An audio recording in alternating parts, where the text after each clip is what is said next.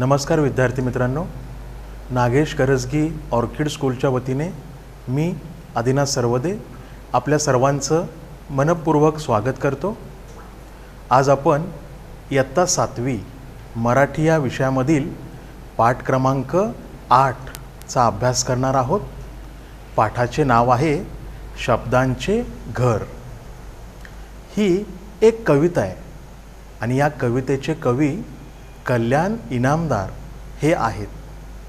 कवितेला सुरुवात करण्या अगोदर कवी कल्याण इनामदार यांचा अल्प परिचय आपण पाहणार आहोत। कल्याण इनामदार, जन्म 1939, मृत्यू 2008।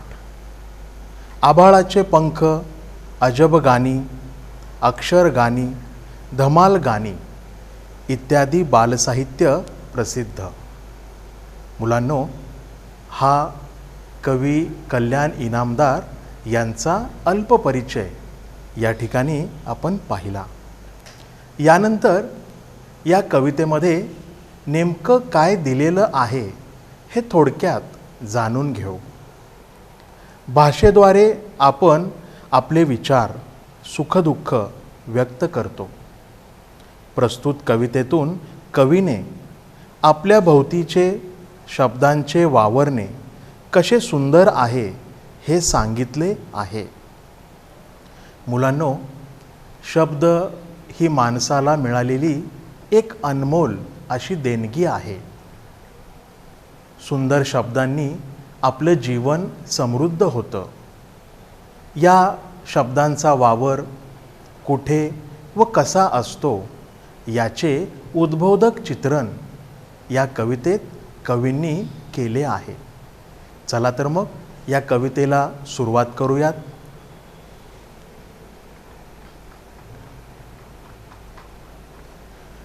सुंदर सुंदर शब्दांचे सुंदर सुंदर घर, त्यातून काही हळवे हळवे राहत होते स्वर।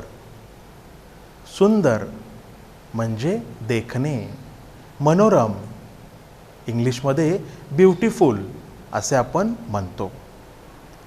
घर म्हणजे सदन, हाऊस। हळवे म्हणजे कोमल, नाजूक, सॉफ्ट असे आपण इंग्लिशमध्ये म्हणतो। स्वर म्हणजे ध्वनी, वर्ण। अ, आ, ई हे स्वर आहेत। आता या पहिल्या कडव्यात कवींनी काय म्हटले बघा।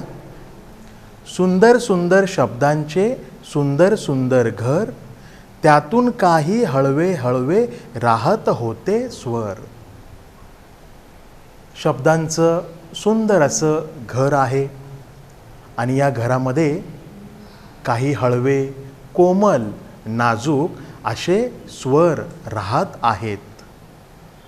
सुंदर सुंदर शब्दांचे सुंदर सुंदर घर, त्यातून काही हळवे हळवे राहत होते स्वर।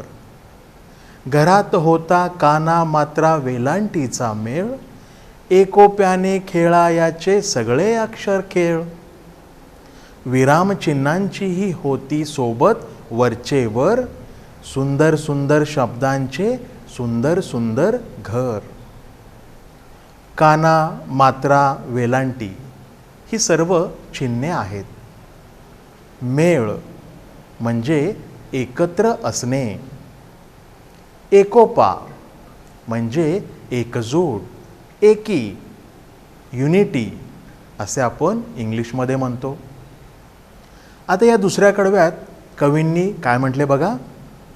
घरात होता काना मात्रा वेलांटीचा मेळ, एकोप्याने खेळायाचे सगळे अक्षर खेळ। विरामचिन्हांचीही होती सोबत वरचे वर, सुंदर सुंदर शब्दांचे सुंदर सुंदर घर। सुंदर अशा शब्दांच्या घरात कोमल, नाजूक असे स्वर राहत आहेत। त्याचबरोबर काना, मात्रा, वेलांटी, विरामचिन्ह हे सर्व घटक या घरामध्ये गुण्यागोविंदाने एकजुटीने खूप छान पद्धतीनं राहतात. त्यांच्यामध्ये खूप चांगली एकी आहे, एकोपा आहे आणि हे सर्वजण मिळून अक्षरांचा सुंदर असा खेळ खेळतात. आणि हा खेळ खेळत असताना त्यांना विरामचिन्हांची सुद्धा खूप छान संगत साथ लाभते. असं हे शब्दांचं सुंदर घर आहे. मुलांनो, आपल्या घरामध्ये आपल्या कुटुंबातील सर्व सदस्य ज्या प्रकारे आनंदाने गुण्यागोविंदाने एकत्र राहतात, अगदी त्याचप्रमाणे या शब्दांच्या घरातील सर्व घटक गुण्यागोविंदाने एकत्र राहतात. असं हे शब्दांचं सुंदर घर आहे. आता पुढं कवींनी काय म्हटले बघा. एखाद्याची धुसफूस सुद्धा हवी हवीशी छान, प्रत्येकाला अर्थ वेगळा सुखदुःखाचे भान, मधले अंतर कुरवाळाया रेघांचे छप्पर, सुंदर सुंदर शब्दांचे सुंदर सुंदर घर. धुसफूस म्हणजे चिडचिड, जळफळाट. भान म्हणजे जाणीव. अंतर म्हणजे मधली जागा. कुरवाळाया, कुरवाळणे म्हणजे प्रेमाने गोंजारणे. छप्पर म्हणजे घरावरचे आच्छादन. आता या कडव्यात कवींनी काय म्हटले बघा. एखाद्याची धुसफूस सुद्धा हवी हवीशी छान, प्रत्येकाला अर्थ वेगळा सुखदुःखाचे भान, मधले अंतर कुरवाळाया रेघांचे छप्पर, सुंदर सुंदर शब्दांचे सुंदर सुंदर घर.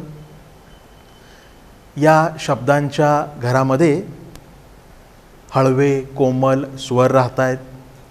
त्याचबरोबर काना, मात्रा, वेलांटी, विरामचिन्ह हे सर्व घटक आनंदाने एकत्र राहत आहेत आणि ते सर्वजण अक्षरांचा सुंदर खेळ खेळतात.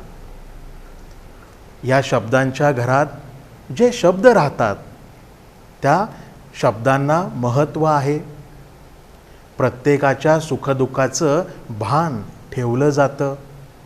प्रत्येकाला खूप छान महत्त्व दिलं जातं.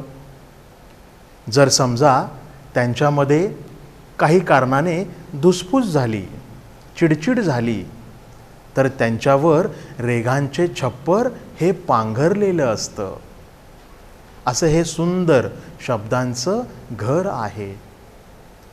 मुलांनो, आपल्या घरामध्ये दोन लहान भावंडांमध्ये खेळताना जर काही कारणाने भांडण झालं तर आपल्या घरातील मोठी मंडळी त्या दोन लहान भावंडांची समजूत काढतात, त्यांचं भांडण मिटवतात आणि त्यांना परत एकत्र आणतात.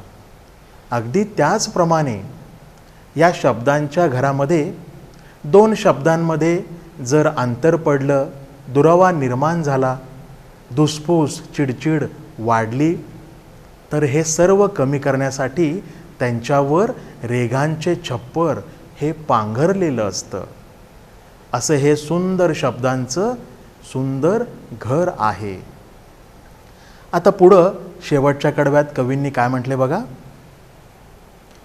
कानोकानी कुजबुजताना अंकुर मन कोवळा, वाट मोकळी होऊन लागे कवितेचाही लळा, अवती भवती झिरपत राही गाणे काळीजभर, सुंदर सुंदर शब्दांचे सुंदर सुंदर घर. कानोकानी म्हणजे प्रत्येक कानाशी. कुजबुजताना, कुजबुजणे म्हणजे हळूवार आवाजात बोलणे. अंकुर म्हणजे जमिनीवर नुकतेच वर आलेले दल, पान. मनकोवळा म्हणजे हळव्या मनाचा. लळा म्हणजे जिव्हाळा, प्रेम. अवतीभवती म्हणजे आजूबाजूला, सभोवती. झिरपत म्हणजे पाझरत आणि काळीजभर म्हणजे मन भरून, हृदय भरून. आता या शेवटच्या कडव्यात कवींनी काय म्हटले बघा. कानोकानी कुजबुजताना अंकुर मन कोवळा, वाट मोकळी होऊन लागे कवितेचाही लळा. अवती भवती झिरपत राही गाणे काळीजभर, सुंदर सुंदर शब्दांचे सुंदर सुंदर घर. या सुंदर अशा शब्दांच्या घरातील सर्व सदस्य गुण्यागोविंदाने एकत्र राहतात. त्यांच्यामध्ये खूप छान एकजूट आहे आणि या घरातील सदस्य आपल्या मनातल्या भावना, विचार हे दुसऱ्यांच्या कानात हळूच आवाजात सांगतात. आपल्या भावना व्यक्त करतात. त्या भावनांना वाट मोकळी करून देतात आणि तेव्हा त्यांना कवितेचा लळा लागतो. सुंदर अशी, प्रेमळ अशी कविता तयार होते आणि संपूर्ण गाणं आजूबाजूला हे पाझरत राहतं. असं हे सुंदर शब्दांचं घर आहे. कानोकानी कुजबुजताना अंकुर मन कोवळा, वाट मोकळी होऊन लागे कवितेचाही लळा. अवती भवती झिरपत राही गाणे काळीजभर, सुंदर सुंदर शब्दांचे सुंदर सुंदर घर. बघा मुलांनो, या संपूर्ण कवितेतून कवी कल्याण इनामदार यांनी आपल्या जीवनातील शब्दांचं महत्त्व हे विशद केलेलं आहे. त्याचबरोबर शब्दांचा गौरव करण्याची शिकवणसुद्धा आपल्याला दिलेली आहे. तर आशा आहे की हा संपूर्ण भावार्थ तुम्हाला छान समजला असेल. तर पुन्हा एकदा ही कविता मी तुम्हाला ऐकवतो, तुमच्यासमोर सादर करतो. सुंदर सुंदर शब्दांचे सुंदर सुंदर घर, त्यातून काही हळवे हळवे राहत होते स्वर. घरात होता काना मात्रा वेलांटीचा मेळ, एकोप्याने खेळायाचे सगळे अक्षर खेळ. विरामचिन्हांचीही होती सोबत वरचेवर, सुंदर सुंदर शब्दांचे सुंदर सुंदर घर. एखाद्याची धुसफूस सुद्धा हवी हवीशी छान, प्रत्येकाला अर्थ वेगळा सुखदुःखाचे भान.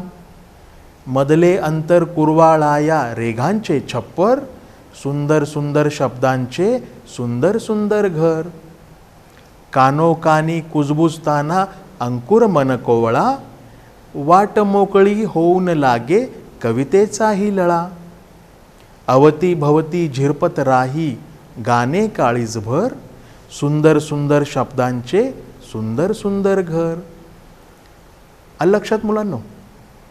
यानंतर या कवितेतील कठीण शब्दांचे अर्थ आपण पुन्हा एकदा समजून घेणार आहोत. तुमच्या टीव्ही स्क्रीनवर शब्दार्थ दिसत असतील बघा. पहिला शब्द सुंदर म्हणजे देखणे, मनोरम, इंग्लिशमध्ये ब्युटिफुल असे आपण म्हणतो. हळवे म्हणजे कोमल, नाजूक, सॉफ्ट.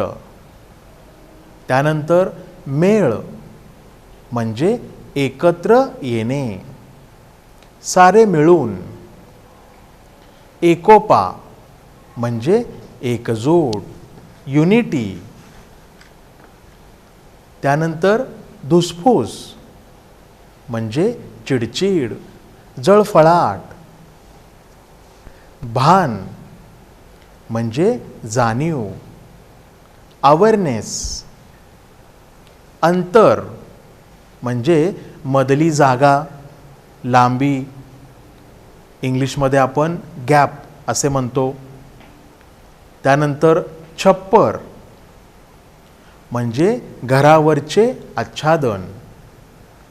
रूफ. कानोकानी म्हणजे प्रत्येक कानाशी.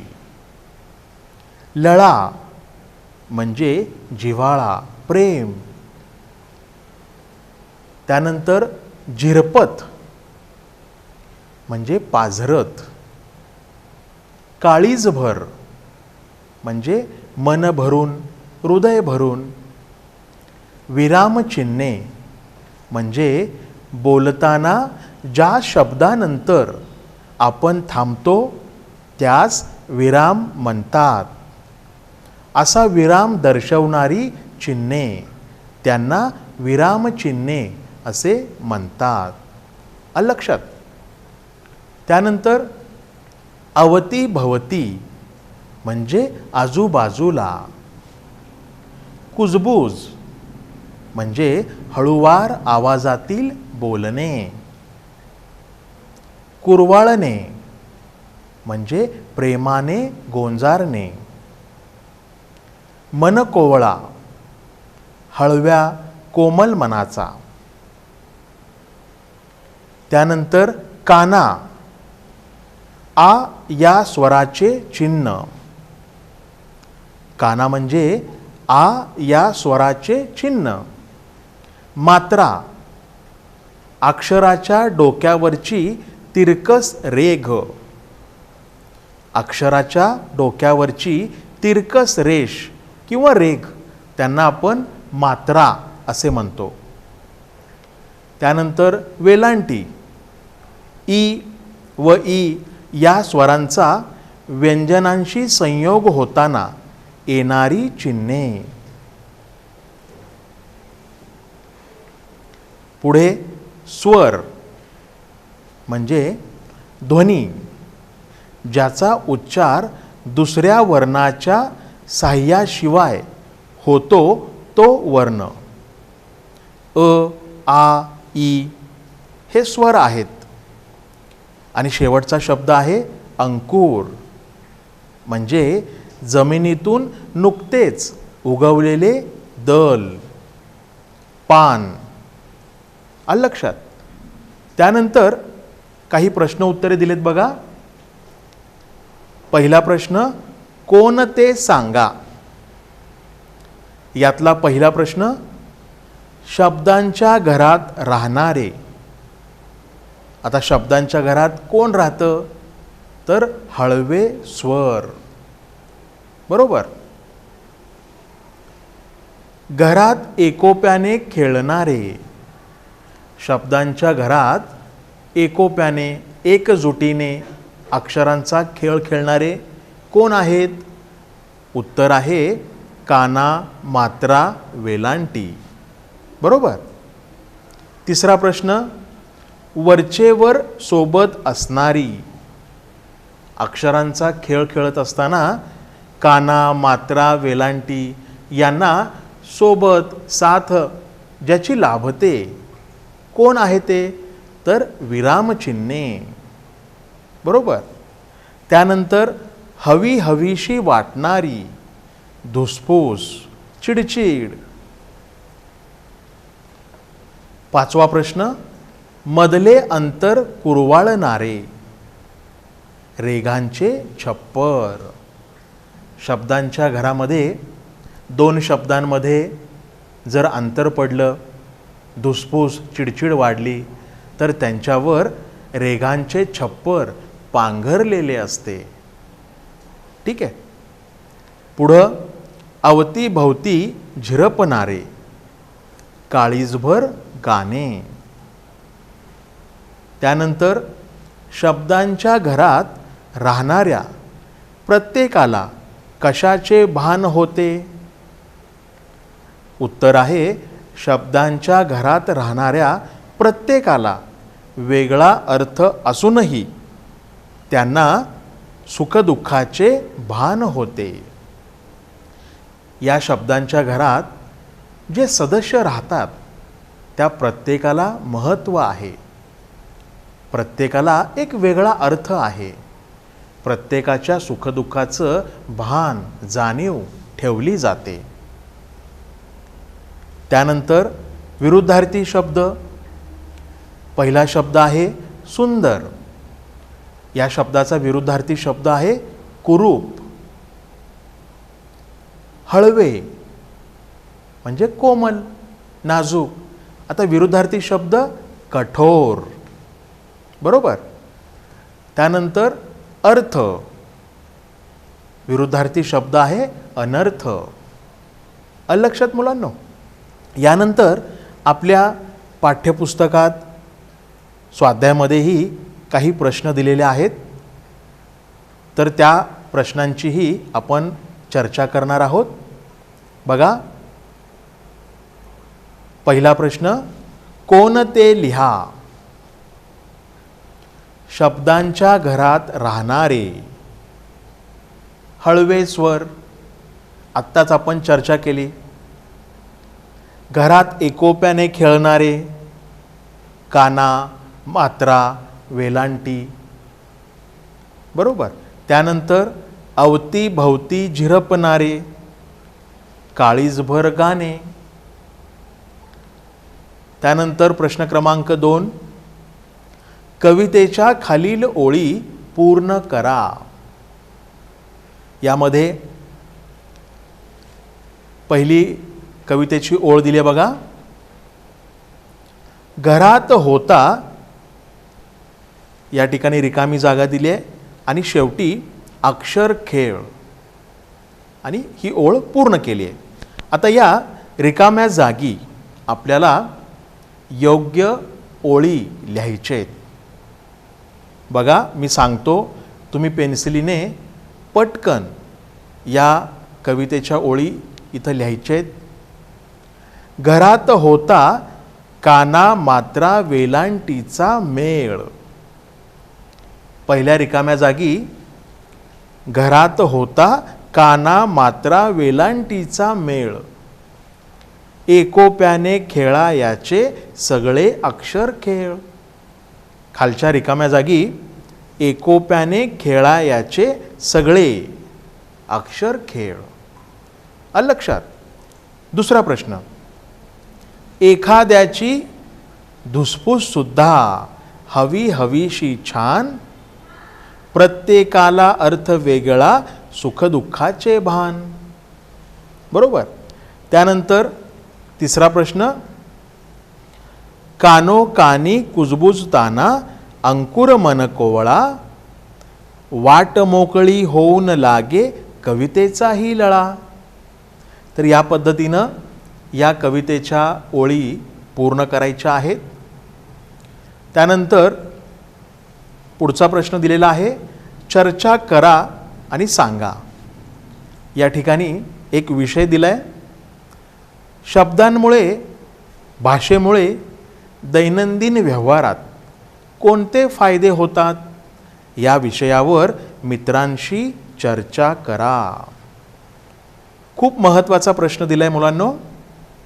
शब्दांमुळे, भाषेमुळे आपल्या दैनंदिन व्यवहारात कोणते फायदे होतात, काय नेमकं फायदा होतो शब्दामुळं, भाषेमुळं, तर या विषयावर आपल्या मित्र मैत्रिणींशी चर्चा करायची आहे. तुम्ही ही चर्चा जरूर कराल अशी आशा आहे. त्यानंतर पुढचा प्रश्न, खेळूया शब्दांशी.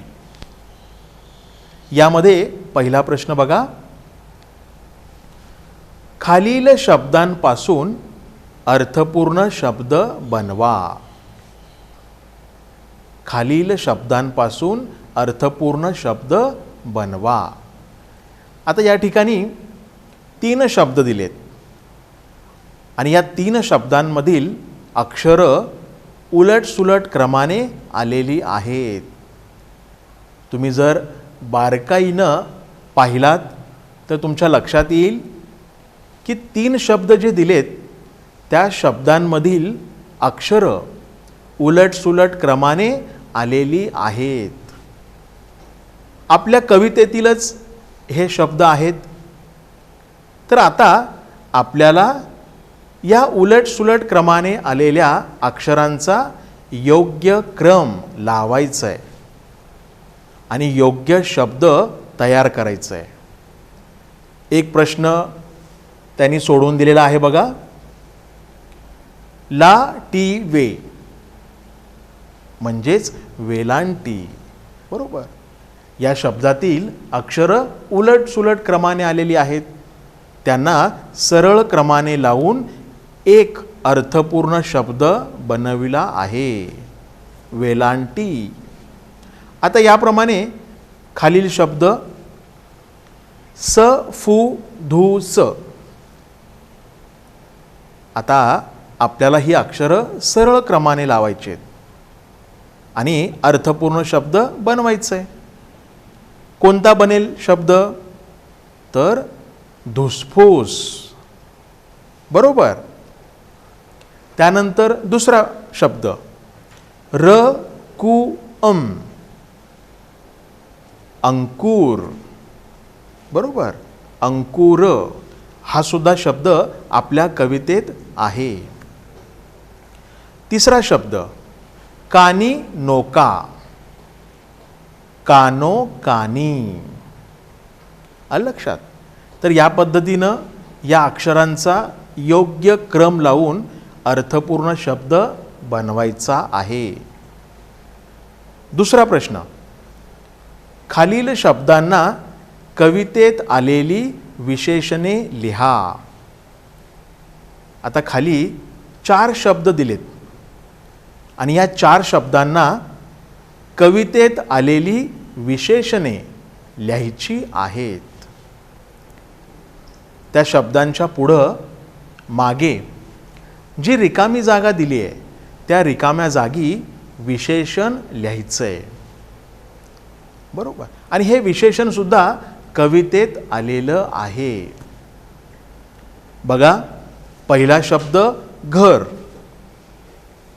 आता या घर या शब्दाच्या मागे रिकामी जागा दिली आहे आणि या रिकाम्या जागी योग्य विशेषण लिहायचं आहे. कोणतं बरं येईल विशेषण?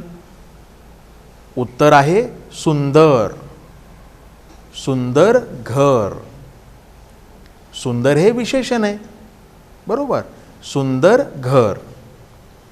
त्यानंतर स्वर. आता या शब्दाच्या मागे कोणतं बरं विशेषण येईल? उत्तर सोपं आहे, हळवे स्वर. त्यानंतर तिसरा शब्द अंकुर. मन कोवळा अंकुर. आलं लक्षात मुलांनो? त्यानंतर वाट. मोकळी वाट. पुढचा प्रश्न, खालील शब्द साखळी पूर्ण करा. या ठिकाणी शब्दाची एक साखळी दिली आहे आणि ही साखळी पूर्ण करा असं म्हटलंय. तुम्ही जर या शब्द साखळीतील शब्द बारकाईनं पाहिलात तर तुमच्या लक्षात येईल की यात पहिला जो शब्द आलेला आहे या शब्दातील शेवटचं अक्षर आणि त्या शेवटच्या अक्षरांपासून पुढचा एक नवीन शब्द बनविला आहे. बघा, पहिला शब्द आहे सुनीता. या शब्दात शेवटचं अक्षर आहे ता आणि या शेवटच्या अक्षरापासून एक नवीन शब्द बनवलाय तारा. बरोबर. आता तारा या शब्दातील शेवटचं अक्षर आहे रा. रापासून राघवेंद्र. द्र द्रव. व वजन. न नमन.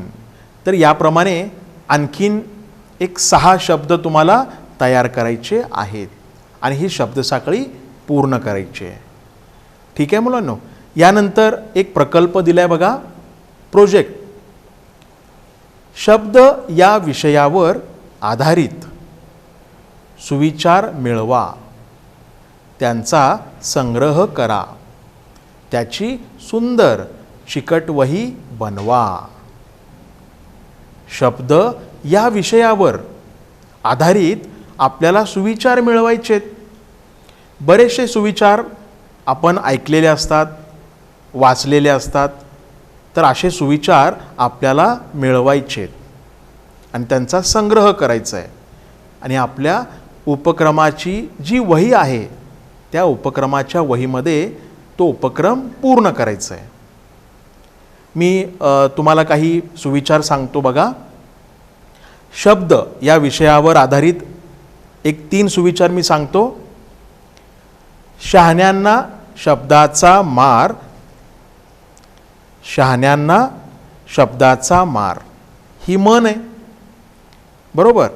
त्यानंतर शब्दांपेक्षा मौन श्रेष्ठ, शब्दांपेक्षा मौन श्रेष्ठ.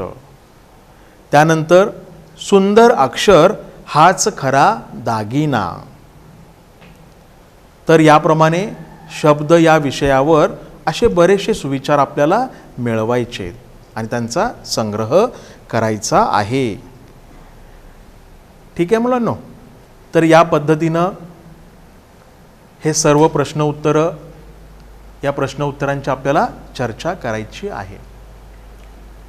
तर मुलांनो, आज आपण पाठ क्रमांक 8 शब्दांचे घर ही कविता अभ्यासली. या कवितेचा भावार्थ समजून घेतला. त्याचबरोबर या कवितेतील कठीण शब्द, प्रश्न उत्तरांचीही आपण चर्चा केली. तर आशा आहे की हा संपूर्ण भाग तुम्हाला छान समजला असेल. ठीक आहे. धन्यवाद.